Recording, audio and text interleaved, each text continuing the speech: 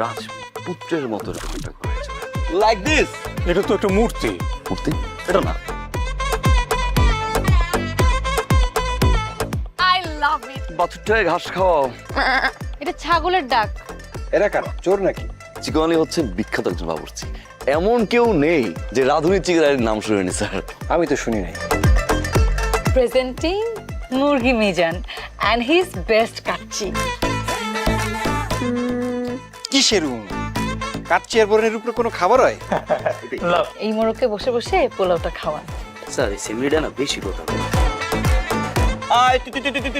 আপনি আমার event manager নিয়ে কথা বলতে পারেন না কিন্তু। বলছি খ্যাত। আপনি আমাকে খেত বলছেন? তোর অনেক সহ্য করছি, তুই খ্যাত। ও, আমি খেত না, তুই পটল খ্যাত, তুই খেত। আলু খ্যাত। লাল কালো ডিজাইন, হ্যাঁ এটা ইউনিক। এই দত্তর চেয়ার না। এই খবর, তুই আলু খ্যাত, তুই ভুট্টা খ্যাত।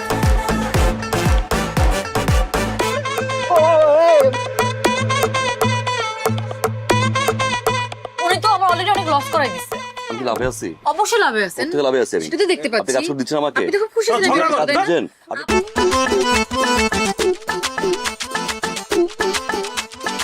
এই বিয়ের কাজ আমি পাইছি, আমি করব। এ ওই সোজা গেট ফুটেন। ঠিকঠাক তো না? কি রে? ওদের কিন্তু অ্যাকচুয়ালি পুরো আসল ব্রাইড এন্ড গ্রুমের মতো লাগতেছে, তাই না? অসাধারণ লাগে। প্রথমে ঝগড়া, তারপর হলো যুদ্ধ, আর এখন মালা বদল। যুদ্ধ থেকে প্রেম, খেলা জমে কি। চলো, চলো।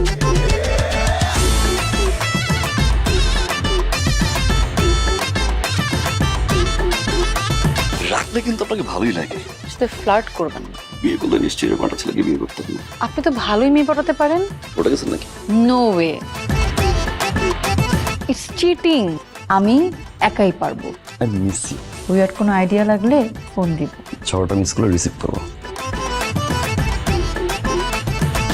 দূর থেকে অনুভবে হালতো করে ছুঁই, আমার ভাবনা জুড়ে তুই, শুধু তুই।